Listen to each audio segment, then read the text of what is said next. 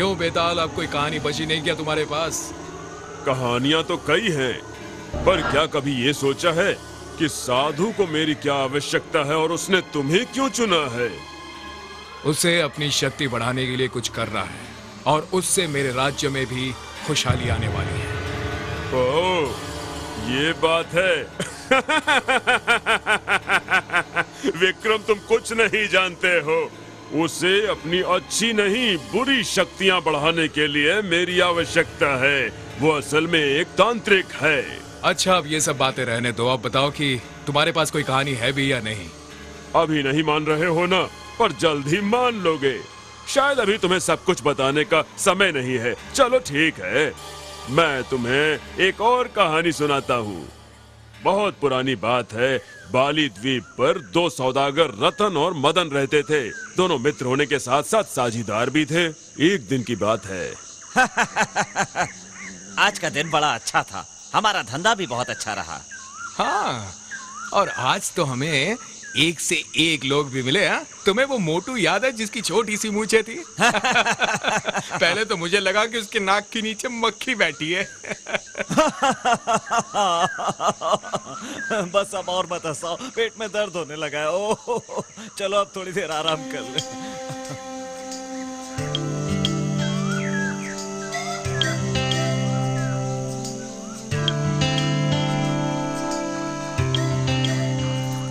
आओ गिने कि आज हमने कितने पैसे कमाए हैं, फिर हम इसे बराबर बराबर बांट लेंगे, ठीक है? ठीक है, पर पहले हम कुछ खा लेते हैं। तुम्हें भी तो भूख लगी होगी ना? जोर की, मुझे भी बहुत भूख लगी है।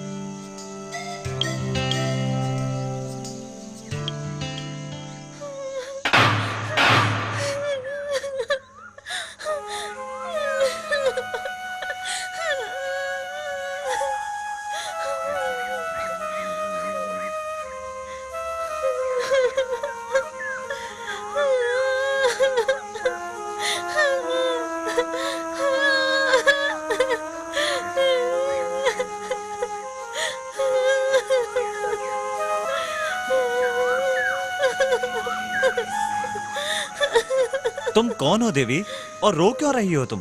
मैं अपने पति के साथ जंगल से गुजर रही थी, तभी लुटेरों ने हमें लूट लिया।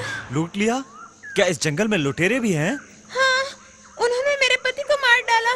मैं अब बिल्कुल बेसहारा हो गई, मेरे पास पैसे भी नहीं। हे भगवान, तुम्हारे पति के लिए हमें बेहद अफसोस है। अच्छा, अब तुम क्या करोगी? अब तुम यहाँ से कहाँ जाओगी? अपने मायके जाओगी या ससुराल जाओगी? कहीं नहीं, मैं तो अनाथ हूँ। हमारी शादी हाल में ही हुई थी और अब तो मेरा कोई भी नहीं है। घबराओ मत, हम तुम्हारी मदद करेंगे। हम इसकी मदद कैसे करेंगे? सुनो, हम इसे पैसे दे दें? लेकिन ये कहाँ जाएगी यहाँ से? इसका तो कोई घर भी नहीं है यहाँ पर। और हम इसे अपने साथ भी नहीं ले जा सकते। हाँ, अगर... अब अगर क्या? अगर हम दोनों में से कोई शादी कर ले। लेकिन इससे कौन शादी करेगा? और ये शादी करना चाहेगी भी या चलो नहीं? उसी से पूछते हैं। हम ये सोच रहे हैं कि हम तुम्हारी मदद करना चाहते हैं, लेकिन हम तुम्हें साथ तो नहीं ले जा सकते ना, इसलिए हम मदन तुम ही बता दो। देखो, इस समय ना तो तुम्हारा कोई सहारा है और ना ही तुम्हारे पास कोई घर है, इसलिए अच्छा होगा तुम शादी कर लो। फिर से शादी? लेकिन मुझसे कौन शादी करेगा?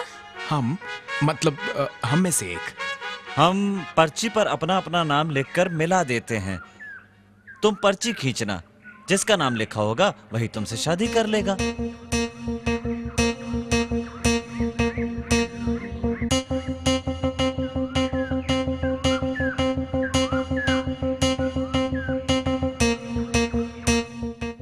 पर्ची पर मदन का नाम था, इसलिए उसने उस स्त्री से विवाह कर लिया। 1 साल बाद उस स्त्री ने एक खूबसूरत बच्चे को जन्म दिया।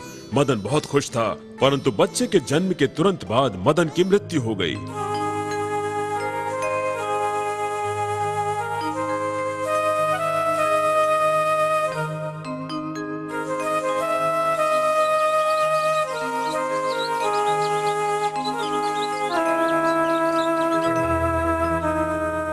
मदन की मृत्यु के बाद वो रतन के पास गई और जायदाद में हिस्सा मांगा, तो रतन ने मना कर दिया।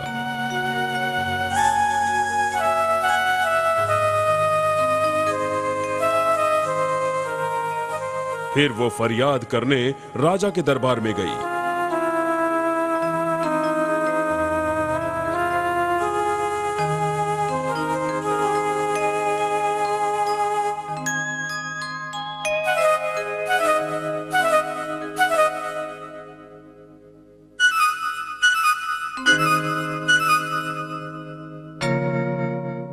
राजा ने पूरी बात सुनी और फिर अपना फैसला सुनाया।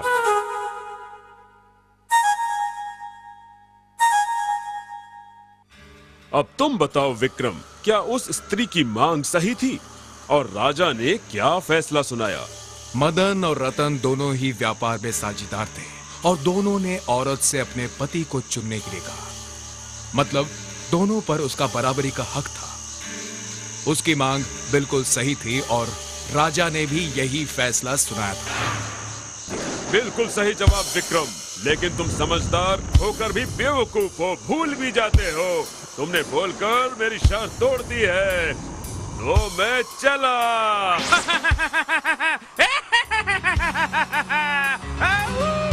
तुम नहीं जा सकते बेताल, मैं तुम्हें जाने नहीं दूंगा बेताल।